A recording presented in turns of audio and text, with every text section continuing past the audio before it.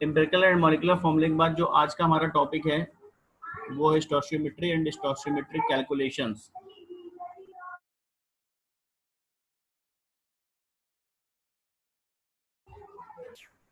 स्टोइचियोमेट्रिक and stoichiometric calculations. पहले हमें जरा ये समझना पड़ेगा कि ये स्टोइचियोमेट्रिक कोफिशिएंट्स क्या है, फिर हम पढ़ेंगे कि लॉ ऑफ स्टोइचियोमेट्री क्या है। ये बहुत इंपॉर्टेंट लॉ है और केमिकल इक्वेशन पे बेस्ड जो भी कैलकुलेशंस हम करते हैं, calculations based upon chemical equations, उसमें law of stoichiometry most important law है। तो पहले जरा स्टोइचियोमेट्रिक कोफिशिएंट किसको कहते हैं हम लोग, ये डिस्कस करें। देखिए, जब भी आप कोई बैलेंस्ड केमिकल रिएक्शन लिखते हैं, किसी भी बैलेंस्ड केमिकल रिएक्शन में या इक्वेशन में रिएक्टेंट्स के और प्रोडक्ट्स के जो भी नंबर ऑफ मोल्स हम यूज करते हैं, या रिएक्टेंट्स के और प्रोडक्ट्स के आगे जो भी नंबर हम मेंशन करते हैं इन अ बैलेंस्ड केमिकल इक्वेशन, उसे हम स्टोइचियोमेट्रिक कोफिशिएंट कहते हैं, उस रिएक्टेंट का या उस प्रोडक्ट। बैलेंस्ड, ध्यान समझिएगा, बैलेंस्ड केमिकल इक्वेशन में रिएक्टेंट्स और प्रोडक्ट्स के जितने भी नंबर ऑफ मोल्स या नंबर ऑफ मॉलिक्यूल्स हम यूज कर रहे हैं, केमिकल इक्वेशन में रिप्रेजेंट कर रहे हैं किसी नंबर से, उसे ही हम कहते हैं स्टोइचियोमेट्रिक कोफिशिएंट। एग्जांपल समझिए, जैसे हमने पहले एक हाइपोथेटिकल हम एग्जांपल देते हैं आपको। सपोज हमारे पास एक इक्वेशन है, small A plus B small B gives C plus D. तो यहाँ पे जो हमारा कोफिशिएंट है, ये एक बैलेंस्ड केमिकल इक्वेशन है। इसके हिसाब से अगर हम स्टोइचियोमेट्रिक कोफिशिएंट की बात करें,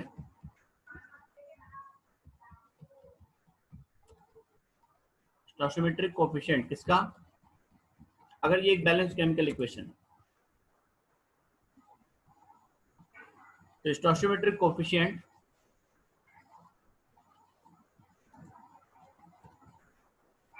किसका, ए का, रिएक्टेंट ए का। ये रिएक्टेंट है, ये हो जाएगा यहां पर स्मॉल है, क्योंकि ए से पहले क्या नंबर लिखा हुआ वो मैटर करता है अगर ये एक बैलेंस्ड केमिकल इक्वेशन है तो। ऐसे ही स्टोइचियोमेट्रिक कोफिशिएंट अगर हम रिएक्टेंट बी के लिए बोलेंगे तो बी से पहले क्या नंबर लिखा है इस बैलेंस्ड केमिकल इक्वेशन में, स्मॉल बी। स्मॉल बी उसका स्टोइचियोमेट्रिक कोफिशिएंट हो। अगर हम स्टोइचियोमेट्रिक कोफिशिएंट प्रोडक्ट सी के लिए बोलें,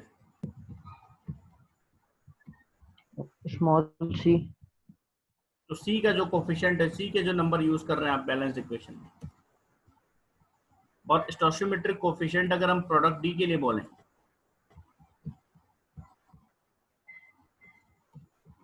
तो वो होगा स्मॉल डी। ये एक हाइपोथेटिकल इक्वेशन की हम बात कर रहे हैं। क्लियर हो गया स्टोइचियोमेट्रिक coefficient?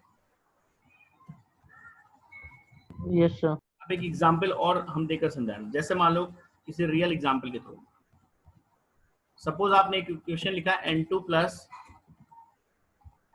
3H2 gives 2 ammonia. Condition ये है कि ये बैलेंस्ड इक्वेशन हो, ये आप इंश्योर कर लीजिए कि ये रिएक्शन बैलेंस्ड है। बैलेंसिंग कैसे इंश्योर करेंगे, लेफ्ट हैंड साइड और right hand side, chemical reaction के लेफ्ट हैंड साइड और केमिकल रिएक्शन के right hand side same number of atoms मिलने चाहिए जितने भी एलिमेंट्स हैं उनके लिए। जैसे नाइट्रोजन के लेफ्ट हैंड साइड में 2 एटम्स हैं, N2 लिखा है, और राइट हैंड साइड में भी नाइट्रोजन के 2 एटम्स हैं। लेफ्ट हैंड साइड में हाइड्रोजन के 6 एटम्स हैं 3H2, और राइट हैंड साइड में भी उसके 6 एटम्स हैं 2 अमोनिया में लिखा हुआ। तो पहले ये चेक कर लो कि रिएक्शन बैलेंस्ड है। अनबैलेंस्ड केमिकल इक्वेशन के लिए हम लोग स्टोइचियोमेट्रिक कोएफिशिएंट की बात जनरली नहीं करते। तो रिएक्शन ये बैलेंस्ड है। यहां पर अगर हम बात करेंगे तो यहां पर स्टोइचियोमेट्रिक कोएफिशिएंट की अगर हम बात करें तो स्टोइचियोमेट्रिक कोएफिशिएंट ऑफ N2 यहां बात करें तो कितना होगा? 1। 1। N2 से पहले क्या नंबर लिखा है? ठीक है। yes, स्टोइचियोमेट्रिक कोएफिशिएंट अगर हम बात करें H2 का यहाँ पे 3। तो ये हो जाएगा 3। H2 से पहले क्या नंबर लिखा है? और स्टोइचियोमेट्रिक कोएफिशिएंट हम बात करें अमोनिया के लिए तो वो हो जाएगा 2। समझ में आया स्टोइचियोमेट्रिक कोएफिशिएंट किसको कहते हैं? Yes sir. एक बैलेंस्ड केमिकल इक्वेशन में रिएक्टेंट्स या प्रोडक्ट्स के जितने भी मॉलिक्यूल्स या मोल्स यूज हो रहे हैं या जो भी नंबर हम मेंशन कर रहे हैं रिएक्टेंट्स और प्रोडक्ट्स से पहले इन अ बैलेंस्ड केमिकल इक्वेशन, उसे ही हम स्टोइचियोमेट्रिक कोएफिशिएंट कहते हैं। एक और एग्जांपल, एक रिएक्शन हम लिखते हैं 4NH3 4 ammonia plus 5O2 gives 4NO plus 6H2O। अब इस रिएक्शन को देखकर अगर हम कहें स्टोइचियोमेट्रिक कोएफिशिएंट ऑफ अमोनिया, इसमें सबका स्टोइचियोमेट्रिक कोएफिशिएंट आपको बता, इस रिएक्शन के बेस पे स्टोइचियोमेट्रिक कोएफिशिएंट अमोनिया का बोले तो कितना होगा? 4। 4। स्टोइचियोमेट्रिक कोएफिशिएंट हम O2 का बोले 5। 5 है। स्टोइचियोमेट्रिक कोएफिशिएंट अगर हम NO का बोले 4। 4 है। और स्टोइचियोमेट्रिक कोएफिशिएंट अगर हम H2O का बोले 6।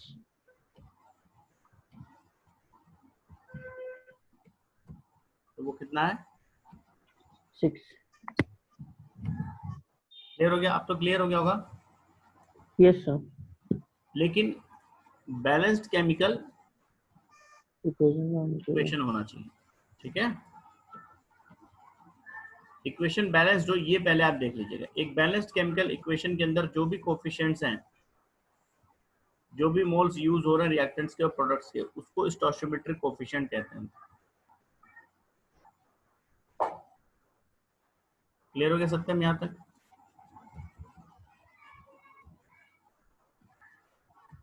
अब है लॉ ऑफ स्टोइचियोमेट्री।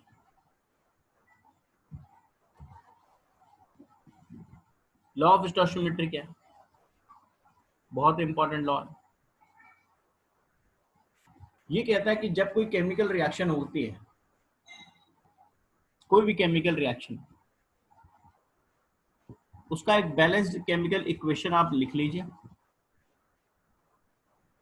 और किसी भी केमिकल रिएक्शन की उसके रिएक्टेंट्स और प्रोडक्ट्स के मोल्स के बीच में, ध्यान रखिएगा,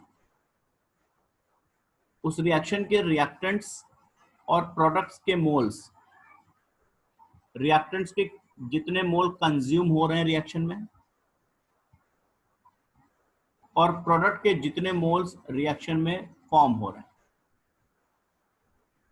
इन मोल्स के बीच में वही रेशियो होगा जो उन रिएक्टेंट्स और प्रोडक्ट्स के स्टोइचियोमेट्रिक कोएफिशिएंट के बीच में होता है। जो रेशियो किसी भी केमिकल रिएक्शन के लिए, जो रेशियो रिएक्टेंट्स और प्रोडक्ट्स के स्टोइचियोमेट्रिक कोएफिशिएंट्स के बीच में होता है, वही रेशियो उन रिएक्टेंट्स और प्रोडक्ट्स के नंबर ऑफ मोल्स जो उस रिएक्शन में यूज होंगे या उस रिएक्शन में फॉर्म होंगे। रिएक्टेंट है तो उसके मोल्स यूज होंगे, प्रोडक्ट है तो उसके मोल्स फॉर्म होंगे। उनके मोल्स के बीच में भी जो उनके मोल्स रिएक्शन में यूज हो रहे हैं या जो बन रहे हैं उनके मोल्स के बीच में सेम वही रेशियो मेंटेन होता है जो उनके स्टोइचियोमेट्रिक कोफिशिएंट के बीच में। ठीक है, बट यस सर। मोल्स के भी बात हम कर रहे हैं, मास की बात नहीं कर रहे हैं। यानी उनके मास के बीच उनके जो मासेस रिएक्ट करेंगे या बनेंगे रिएक्टेंट प्रोडक्ट जो भी होगा, तो उनके मास के बीच में वो रेशियो नहीं है, उनके मोल्स के बीच में है। इसे एक एग्जांपल के थ्रू समझते हैं, एक एग्जांपल के थ्रू समझते हैं। जैसे हमारे पास एक हाइपोथेटिकल इक्वेशन हम मान लेते हैं, जैसे अभी हमने माना था। तो सपोज हमारे पास एक हाइपोथेटिकल इक्वेशन है N2 plus 3H2 सर क्या पढ़ा रहे हैं? gives 2 ammonia, law of stoichiometry।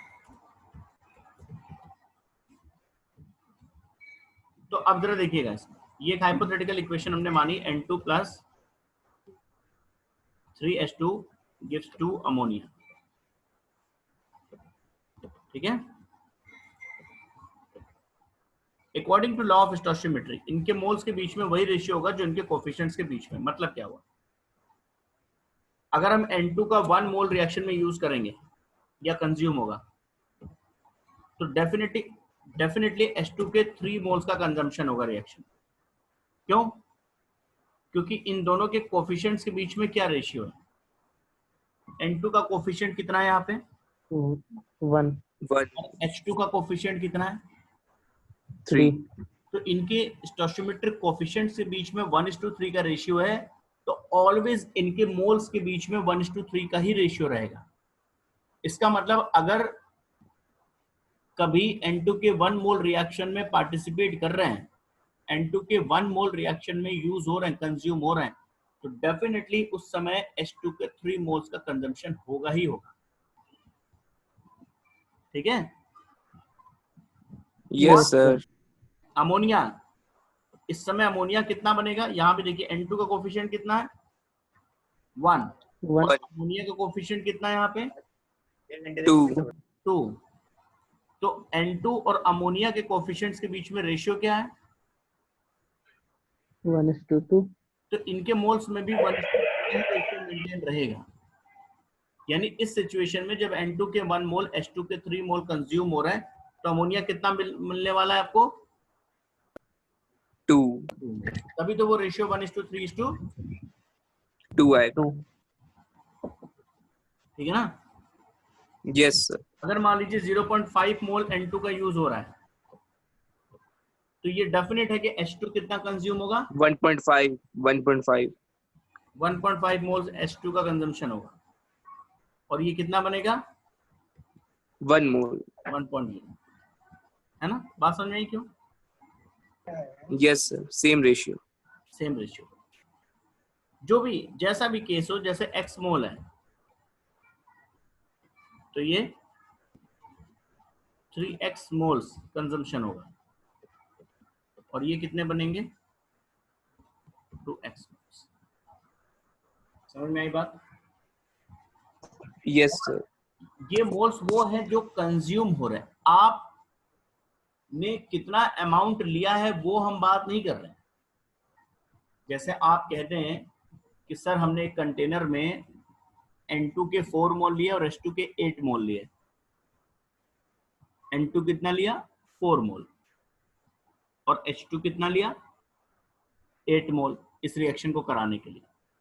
तो आप कहें कि सर हमने तो देखिए 1:2 का रेशियो रखा है, 1:3 तो नहीं लिया है। आप क्या अमाउंट लेते हो उसके रेशियो से नहीं मतलब है हमें। फाइनली आप देखेंगे ये कि जो आपने 4 मोल या 1 मोल N2 4 मोल H2 या जो भी रेशियो 4 और 8 जो भी मोल्स लिए हैं, ये जरूरी नहीं है कि वो N2 के जो मोल्स आप ले रहे हैं या H2 के जो मोल्स आप ले रहे हैं वो सब कंज्यूम ही हो जाएंगे। उसमें से कुछ अमाउंट उनके कुछ मोल्स कंज्यूम होंगे, बाकी अनयूज्ड अमाउंट रह जाएंगे, अनरिएक्टेड अमाउंट रह जाएगा। तो जो उसमें से कंजम्पशन जितना होगा, जो भी मोल्स उसमें से रिएक्शन में रिएक्ट करेंगे, पार्टिसिपेट करेंगे, कंज्यूम होंगे, वो अपने 1:3 रेशियो में ही रहेंगे। आप चाहे जो लेकर रखो। बात समझ में आई? Yes sir. तो ये रेशियो, ये लॉ ऑफ स्टोइचियोमेट्री बहुत इंपॉर्टेंट है। अच्छा ये बताइए, अगर ये 5 ग्राम हमने लिया है तो H2 कितना लेना पड़ेगा रिएक्शन में? 15 ग्राम। 15 ग्राम। और अमोनिया कितना बनेगा रिएक्शन में? 10 ग्राम। 10 ग्राम। 10 ग्राम। ठीक है, क्लियर? Yes sir. 100% रॉन्ग। ये जो आपने आंसर दिया अभी, ये 100% इनकरेक्ट है। क्यों? हमने कब आपको सिखाया कि मास के बीच में वही रेशियो रहेगा जो स्टोइचियोमेट्रिक कोएफिशिएंट का रेशियो रहता है? क्या हमने लॉ ऑफ स्टोइचियोमेट्री में कहीं मास टर्म का यूज किया? जो स्टोइचियोमेट्रिक कोएफिशिएंट का जो रेशियो है, वो रेशियो रिएक्टेंट्स और प्रोडक्ट्स के मोल्स में मेंटेन होगा, मास में नहीं। नहीं बात समझ में आई? समझिए सर। 5 ग्राम है तो एग्जैक्टली 1:3 के हिसाब से 15 ग्राम और 10 ग्राम ये नहीं कर सकते आप। यही मुझे समझाना है कि ये गलती ना करना। ठीक है? Yes sir. तो फिर पता कैसे करेंगे ये कितना कितना रिएक्ट करेगा? समझ में आया? 100% रॉन्ग है। अब कैसे करेंगे? ये जो 5 ग्राम है इसके मोल्स कितने होंगे? मास दिया हुआ है, तो mass upon molar mass nitrogen का 28, इतने मोल्स हो गए ये? नहीं, यस सर। लॉजिक समझिएगा। ये इतने मोल्स में 5/28 मोल्स हुए ना, या हम इस 5 ग्राम को यही छोड़ देते हैं? या आपको नहीं मालूम H2 कितना? ये क्लियर है कि H2 15 नहीं होगा, हमें नहीं मालूम है, हम x ग्राम मान लेते हैं। और इसको भी नहीं मालूम है, ये हमें y ग्राम मान लेते हैं। अब सबके मोल्स में चेंज करें। इसके मोल्स होंगे 5/28, इसके मोल्स होंगे x बाई हाइड्रोजन का मॉलिक्यूलर मास 2, और इसके मास को मोल्स में बदलेंगे तो y बाय अमोनिया का मॉलिक्यूलर मास 17। ठीक है?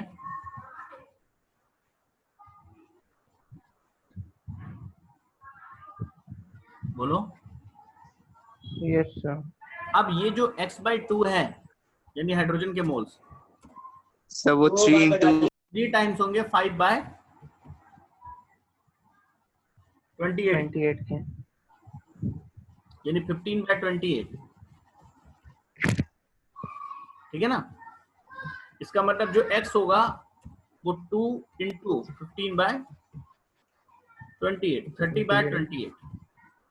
तो जो भी आएगा समथिंग 1 पॉइंट समथिंग, उतना हाइड्रोजन कंज्यूम होगा विद 5 ग्राम ऑफ नाइट्रोजन। ठीक है? सिमिलरली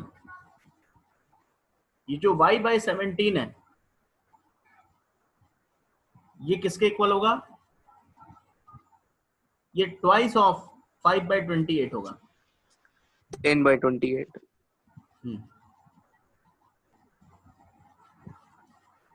तो हमें समझाना आपको ये था कि आप जल्दीबाजी में कभी भी जो लॉ ऑफ स्टोइचियोमेट्री है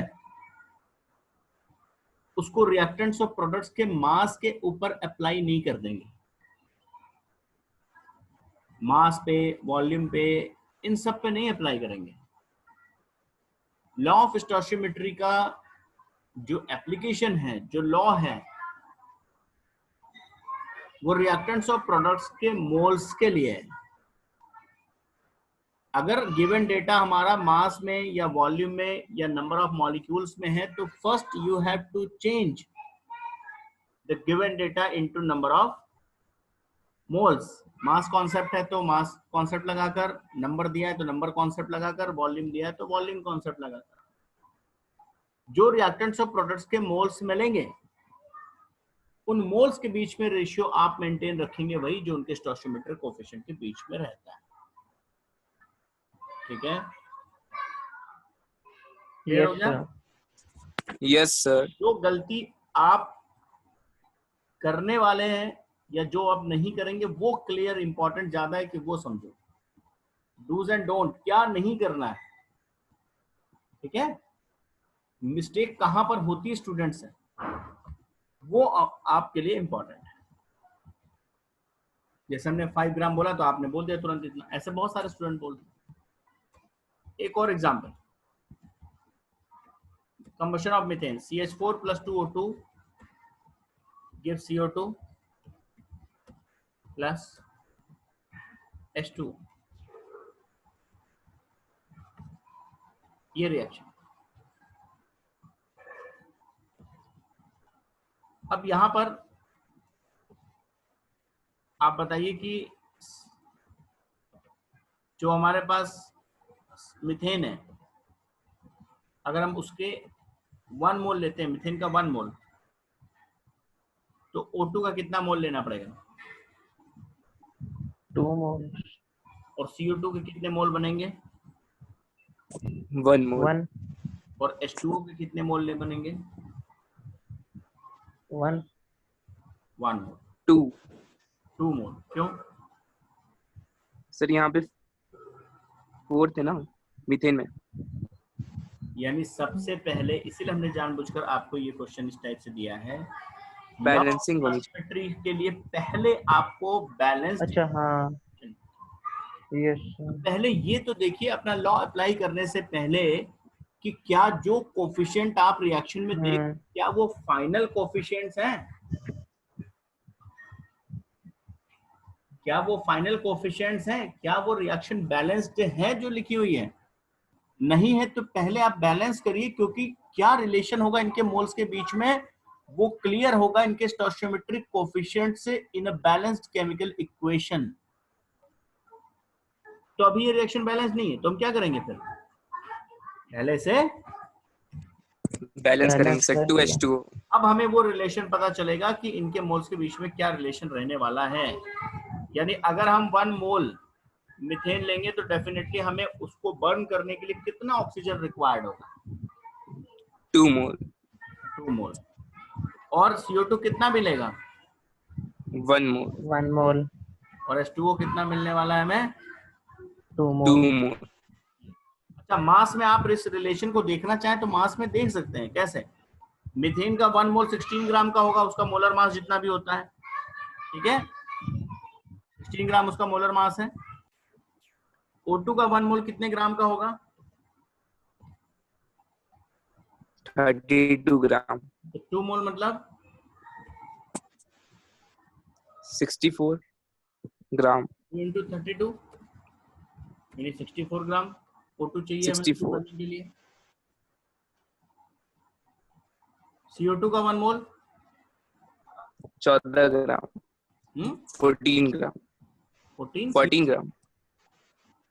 CO2। अच्छा सर, 32 प्लस 14 44 ग्राम। 46। C का 14 कब से होने लगा?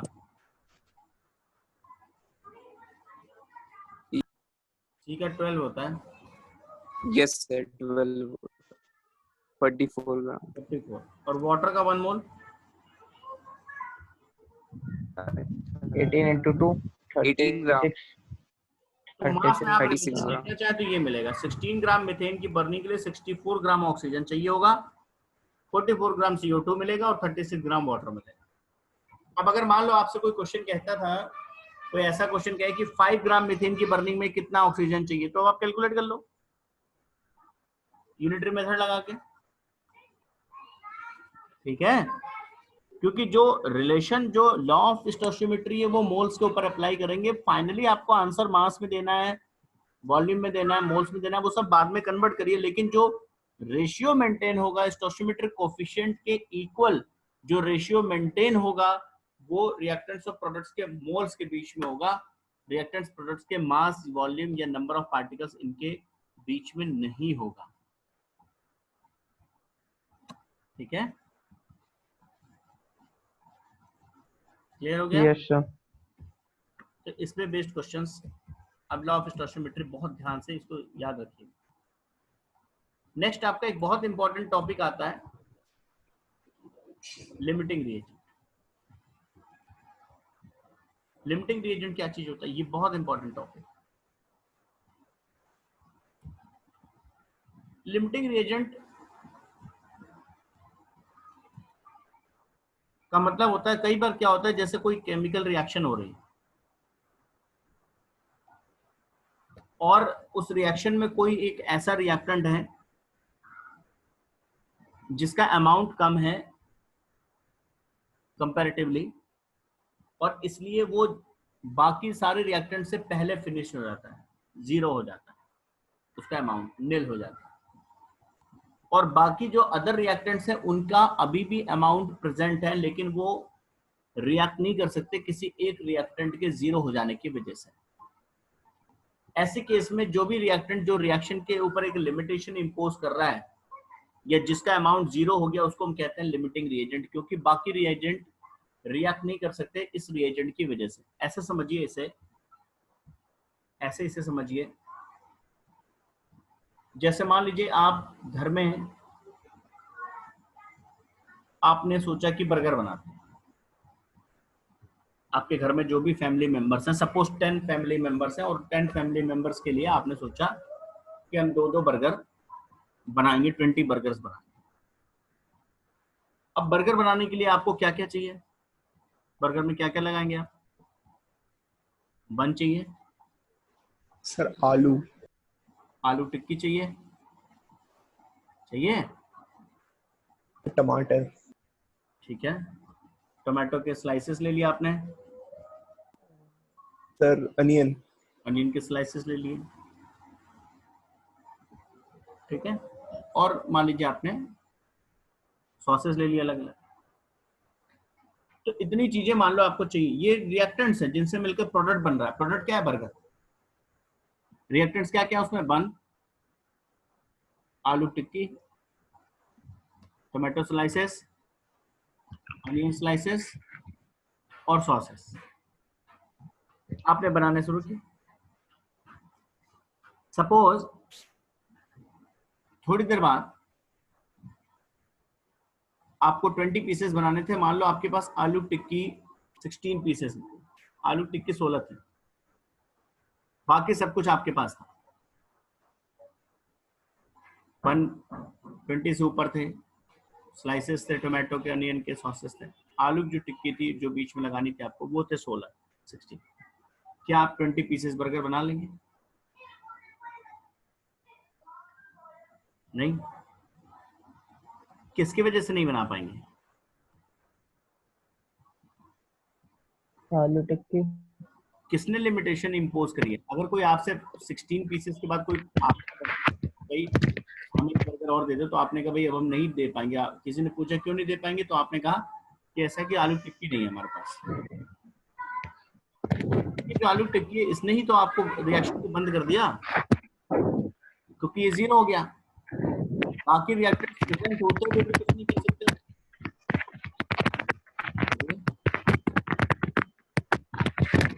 Yes, sir. This reagent is known as limiting reagent. एक ऐसा रिएजेंट सर ये वाइब्रेट बहुत कर रहा है। जिसने रिएक्शन के ऊपर लिमिटेशन इंपोज कर दी,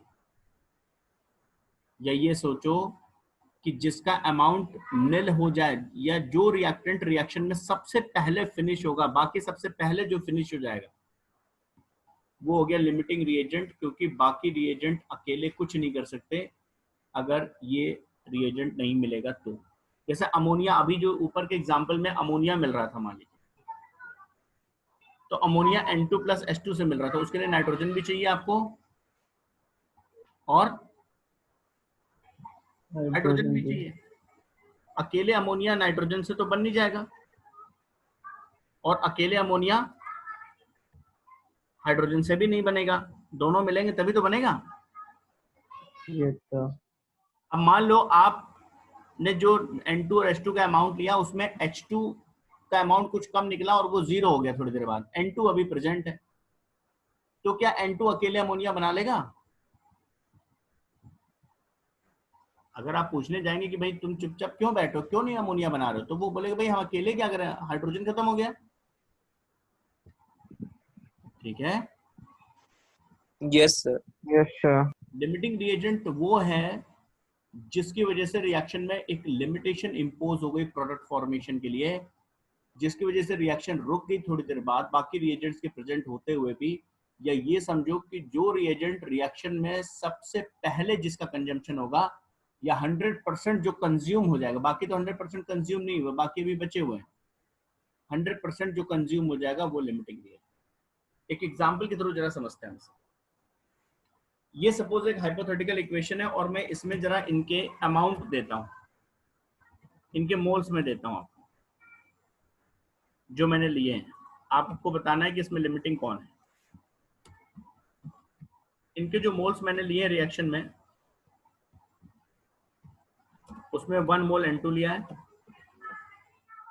और 2.4 मोल H2 लिए हैं, और ये तो बनेगा, फिर प्रोडक्ट तो बनेगा ही। इस डेटा के हिसाब से बताइए which one is limiting. Hydrogen. Hydrogen. N2 या हाइड्रोजन। Hydrogen, hydrogen. क्यों? क्योंकि इसमें 0.6 मोल कम है। यस, यानी ये मत देखोगे N2 1 मोल है तो वो लिमिटिंग हो गया, नहीं। आप देखो यहाँ पे लिमिटिंग कौन है। 1 मोल N2 के साथ जो रिक्वायरमेंट थी वो 3 मोल H2 की थी, लॉ ऑफ स्टोइचियोमेट्री के अकॉर्डिंग। Yes sir. या आप इसको ऐसे समझो, थोड़ी देर में हम समझाते हैं आपको, ऐसे समझो। थोड़ी थोड़ी देर के बाद एक डेटा लेते हैं, मान लेते हैं थोड़ी देर के बाद ये 0.5 मोल कंज्यूम, इसमें 0.5 मोल कंज्यूम होगा, तो ये 0.5 बचा। अच्छा, कोफिशिएंट के हिसाब से जब इसके 0.5 कंज्यूम होंगे तो H2 कितना कंज्यूम होगा? 1.5 मोल। 1.5। ये उस समय हो गया 2.4 माइनस 3 into 1.5, 3 into 0.5 का ट्रिपल कंजम्पशन होगा इसमें, और तब ये बचा आपका 0.9। ये कितना बच, और ये बनेगा 2 into 0.5, इसका मतलब 1। ठीक है। Yes sir. थोड़ी देर बाद इसमें से 0.3 और कंज्यूम हो गया, 0.5 माइनस 0.3 यानी 0.2 बचा। जब इसके 0.3 कंज्यूम होंगे तो H2 इसके ट्रिपल स्पीड से कंज्यूम होगा कोफिशिएंट के हिसाब से। Yes sir. तो 0.9 0.9। माइनस 0.93। 0.3, ये 0 हो गया। फिर बोलिए। और यस सर। 0.0 में इतना और बढ़ जाएगा, कितना? 0.3 का ट्वाइस, मतलब 1.6। Yes sir. अब देखिए फाइनली क्या हुआ कि N2 फाइनल एक रिजल्ट जो हुआ वो ये हुआ कि फाइनली 0.2 मोल N2 अनयूज्ड रह गया लास्ट तक, और ये 0 मोल्स हो गए, ये पूरा कंज्यूम हो गया, ये 1.6 मोल्स बन गए। तो H2, अब देखिए N2 यहाँ पर अभी भी प्रेजेंट है, N2 कहीं 0 नहीं हुआ। तो N2 यहाँ पर क्या है? Access reagent. इसको क्या कहते हैं हम लोग? Access reagent. जो कंज्यूम हो गया, जो 0 हो गया, जिसकी वजह से अमोनिया बनना बंद हो गया, इसको हम क्या कहेंगे? Limiting reagent. ठीक है। Limiting reagent. तो एक्सेस रिएजेंट और लिमिटिंग रिएजेंट समझ में आ गया? Yes sir. लिमिटिंग रिएजेंट बहुत इंपॉर्टेंट है आपके लिए। प्रोडक्ट क्या बनेगा, कितना बनेगा, ये सब लिमिटिंग रिएजेंट से ही तो पता चलेगा। अब देखिए वैसे अगर हम ध्यान समझे, एक चीज और देखिए जो गड़बड़ होती है, मिस्टेक होती है। 1 मोल N2 से अगर हम बात करते हैं अमोनिया कितना बनेगा, तो कोफिशिएंट के बेसिस पे तो हमें लग रहा था कि 2 मोल अमोनिया बन जाएगा। अगर 1 मोल N2 है तो 1:2 रेशियो के हिसाब से 2 मोल अमोनिया बनना चाहिए रिएक्शन में। तो क्या 2 मोल अमोनिया बना? No sir. 1.6 मोल के बाद अब बनेगा ही नहीं। क्यों? क्योंकि यहाँ पर एक लिमिटिंग रिएजेंट है। तो आप ये बात ध्यान रखिएगा, जब कभी कोई कैलकुलेशन करेंगे तो लिमिटिंग रिएजेंट के मोल्स को ध्यान में रखकर कैलकुलेट करेंगे कितना प्रोडक्ट बनेगा। लिमिटिंग रिएजेंट से डिसाइड होगा कि प्रोडक्ट कितना बनेगा। लिमिटिंग रिएजेंट से चलिए, बिल्कुल सही है। देखिए यहाँ पर 3 मोल H2 गिव्स 2 मोल अमोनिया, यही तो है। तो 1 मोल H2 लेंगे तो 2/3 मोल अमोनिया बनेगा कोफिशिएंट के हिसाब से। और 2.4 मोल लेंगे तो 2/3 इंटू 2.4 जो 1.6 आएगा। क्लियर? क्लियर हो गया लिमिटिंग रिएजेंट का कॉन्सेप्ट? Yes yes sir. तो चलिए नेक्स्ट इन पे इसके आगे हम लोग थोड़ा सा डिस्कस करेंगे, और लिमिटिंग रिएजेंट कैसे हम लोग डिटरमाइन करते हैं, कैसे फाइंड करते हैं, वो भी हम लोग नेक्स्ट इन पे जरा डिस्कस करेंगे, और इसके न्यूमेरिकल्स डिस्कस करेंगे। ठीक है, थोड़ा सा इसे आप रिवाइज कर लीजिएगा आज। Clear? Yes sir. Yes sir. Okay. Thank you sir.